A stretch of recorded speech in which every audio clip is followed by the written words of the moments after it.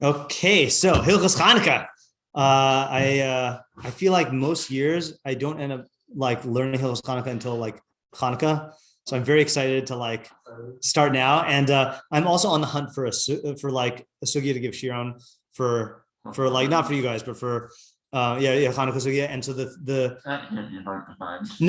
no, but the thing that intrigued me, I'm just telling you this now in case anyone like has anything on this, is we'll see this today, but what is the relationship between simcha and Hanukkah halachically and philosophically? Because apparently it is not a clear issue. What is it simcha? See, it's not a clear issue. All right, so we'll there's stuff about malacha, there's stuff about su'uda, whether there's su'uda, there's isser and hesped. And the Rambam, we'll see, takes a firm stance, but it's not so clear. There's halal, right. The question is, does halal have to do with simcha? Yeah, right. I mean, it does. I think so. Yeah. Okay. So that's just where my head is at right now. Okay, let's start. Okay. So first of all, background. This is in Sefer Zmanim, in Hilchos Megilah וחנוכה, which is the last section. And in his Hakdama to that section, this is one of the few sections where he says, Hilchos Megilah וחנוכה, Yesh Bichlal and Shteim. Okay, so first of all, there's if you already know the answer, then don't say. But what's weird about the title? Okay, so you can ask the question why he puts them together. Okay, yeah. So either he should say Hilchos Purim וחנוכה or Hilchos, something like that. Yeah, right. So he does Megilah, which is the mitzvah, seemingly, right? And then Hanukkah, which is the name of the holiday, plain shot, right? Yeah, Megilah v'ner Hanukkah would be good, right? Yeah, right. Or like keep saying like Purim v'Hanukkah, Yeah, okay. But then he says, Yesh bichlalan shtei mitzvos aseh midivrei sofrim ve'enan min minyan. There are two mitzvos midivrei sofrim, which are not included in the minyan.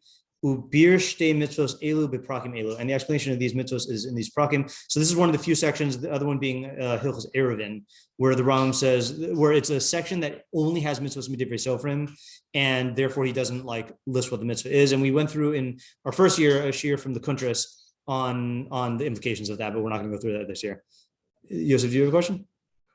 I just may I deal with one thing. There's an actual one day of Purim. Was like a certain day of Hanukkah. I mean, there are Yemei Purim, right? But there's no Yom Purim. Yeah, but who cares? Okay. Yeah, yeah. Nice move, but who cares? Yeah. What was that? The holiday and not the mitzvah? The holiday. Sukkah Shofar V'Lulav, right? So that's right. That's an interesting point, right? That's an interesting point. Right. I guess, yeah, right. So notice the anomaly is Hanukkah here, right? You're saying, I mean, Megillah is the consistent one. Yeah, okay, right. So I think we can answer this question with today. Now, obviously, so the first two prakim are Megillah and then Hanukkah. So, I mean, I think this is an obvious answer, but why does he go Megillah and then Hanukkah? It happened in that order, right? Yeah, the Megillah was during, between Bayis Rishon and Bayis Sheni, and Hanukkah was Bayis Sheni. Okay, so here we go. The Bayis Sheni Kishemalchu Yavan, in the second base of Mikdash time period when Greece reigned, Gazru Gazeros al Yisrael, then they made decrees against Israel, Ubitlu Datam, and they abolished their religion. Oh, this is the other thing I want to try to do this year, which I've never done before, is going into the other texts like Josephus and Sefer Maccabim and Megillah Antiokos, just to supplement my understanding of this stuff, because I've read about that stuff, but I haven't actually read it. So we'll see if that shows up. Yeah, very interesting. Yeah. I knew you'd have a sheet on it.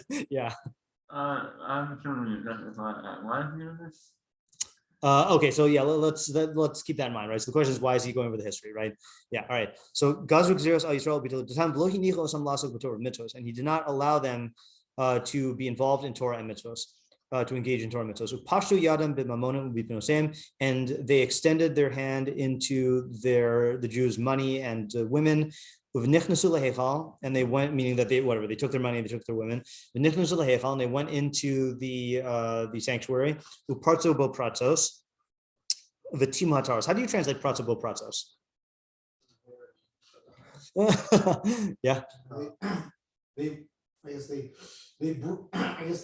I guess I'll do it loosely. Breach the sanctums. Yeah. Okay. So they literally means they broke down like barriers, or they breached breaches, right? They made breaches, right? I don't exactly know what that's referring to. Are you saying like structurally in terms of breaking down the walls? I was more thinking more metaphorical sense.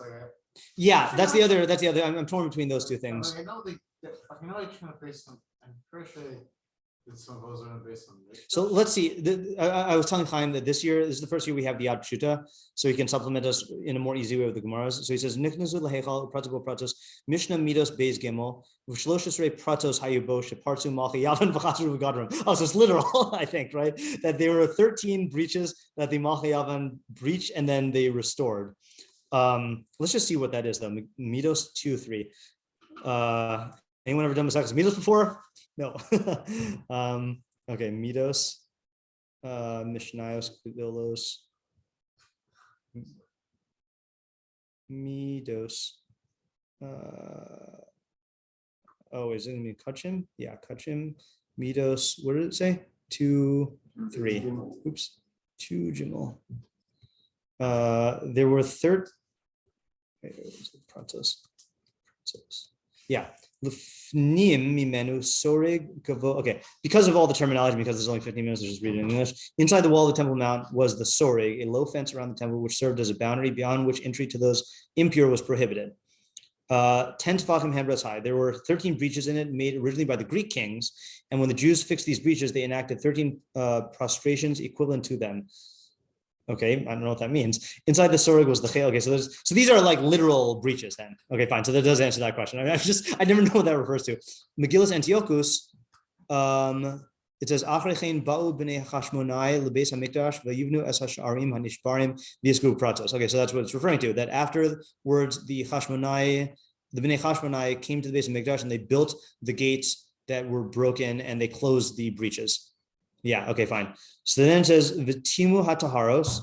You know what we should do if we're really responsible? We should really see what, not read the entire commentary, but just make sure we know what the pshat is of, like, you know, these things that they did, right? I mean, Gazru Kazeros Ayisrael Bitul Datam. Oh, interesting. Igeret's Teiman. This is the other thing I like about the Yad Peshutah. He quotes, Rambam things that we wouldn't necessarily have. So Igeret's Teiman, which the Rambam wrote to the Jews of Yemen, he says, "V'min hasheni," the second type. I don't know what he's saying. Second type of what? Him nevone ha'umos v'chachmehem is the understanding members, non-Jews and their chachamim. Kisreyanim, the Caesars, I assume. No, Kasriyanim, V'haparsim, V'hayivanim. It says Surim Notrim. I don't know what that's referring to. Yeah, Syrian Christians, maybe? I don't know, Surim, yes, right? V'haparsim and Persians, V'hayivanim and Greeks. V'him gamkein mishtadlim l'saser, or listor HaTorah l'natsta. They wanted to undermine the Torah, to contradict it, and to uproot it. Betainos yichadshu behen chashad, with arguments that they tried to that they came up with to make people suspicious of it. Uvamachlakos nitzuach yechabrun, and with what do you call it? Polemics, like arguments that they waged against Torah that they composed. They strove to undermine the religion and to erase its memory.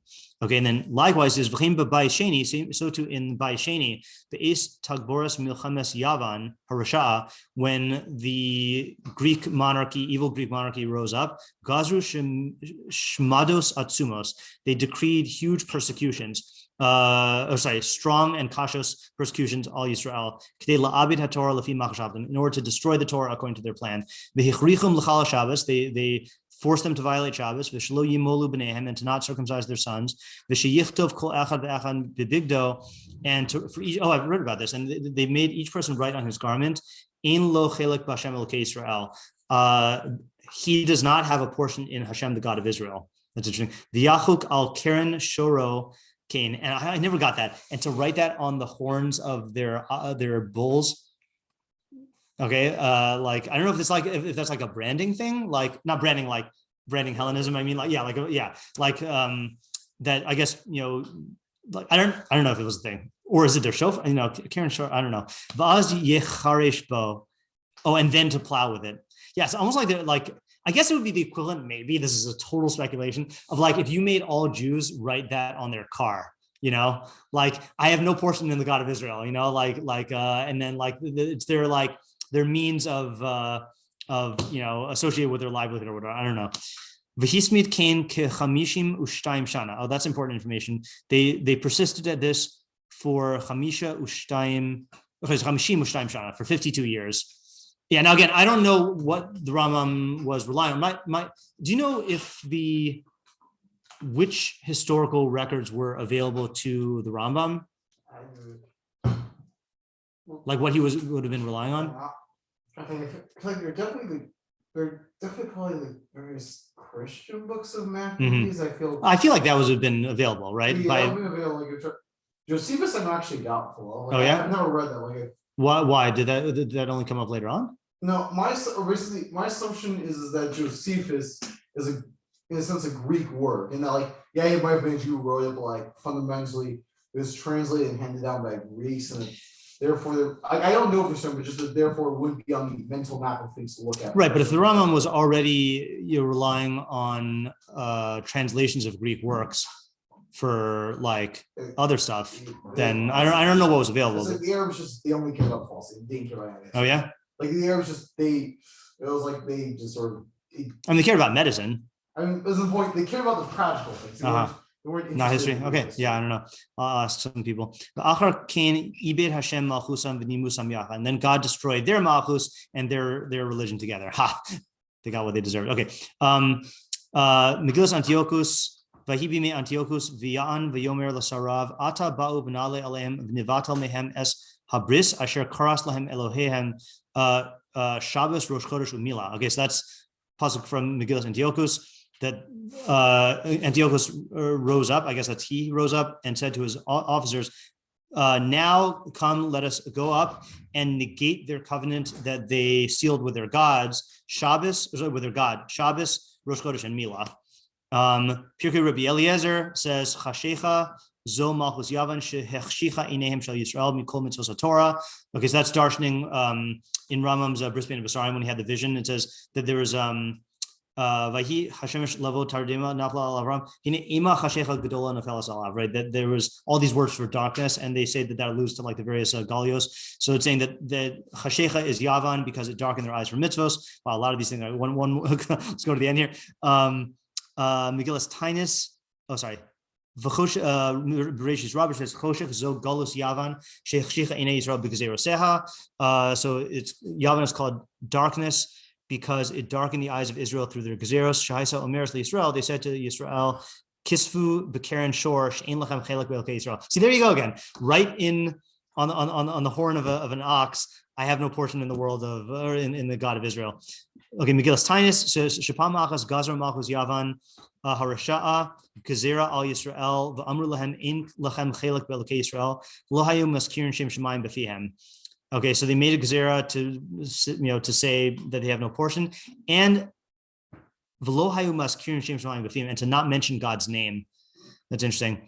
And then the last one, Megillas Taanis Preki b'mei Malchus Yavan hayu danim b'dinei hagoyim.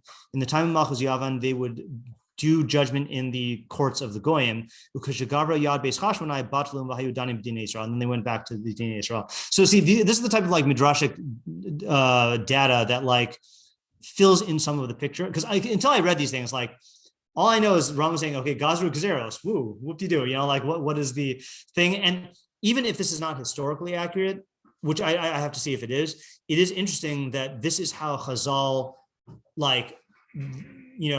presented what was going on in that time. Okay, let's finish reading the halacha and then we'll come back to tomorrow. So we said principal pratos, they broke down the barriers, and they made impure the pure things. And they oppressed Israel exceedingly because of them. And they oppressed them a lot. Until the God of our fathers had mercy on them and saved them from their hand. And the Chashmonaim, the great Kohanim, overpowered them and killed them. And saved Israel from their hand. And they set up a king from the Kohanim. And then the Malchus lasted for Israel for 200 more years, more than 200 years until the second Khurban. Yeah. So I think what I'm going to do, Bli Neder, is I think because now I know that this Yad Peshutah has so much stuff here, I think I'll go ahead through it ahead of time, find stuff that would be relevant to bring in to fill in the details. But we haven't even gotten to the full thing yet. All right, fine. All right. So we got easing into it. As far as the yeah, sure. That's what we're here for. Yeah. Yeah. It sounds like psychological warfare, probably. Definitely, right. Right on there. Sure, they're working in the field. They see it the whole time. Right. They tell them we can't say it. Yeah. So the slogan, right. The interesting thing about the psychological warfare, though, is it's psycho-religiosity warfare. Like I think the narrative that we hear is that the Hellenization was like a secularization, which I'm sure in many ways it is analogous, but going out and saying you are disowned by your God is very different than just saying like, oh, come to our gymnasium and reverse your foreskin, which is what they also did. And one is not trying to deny, but one doesn't also actively. Right. Right. And what I want to understand is what was that all about? And also saying, saying we're going to negate the bris of their God. I'm more curious this year than I haven't been in years past about what the actual nature of the opposition to Judaism was, or to Jews, and what form it took, and then what parallels there are to now, because that's definitely part of the ongoing threat, and I feel like if we don't take that into account, then we're kind of missing the boat. Yeah. Okay.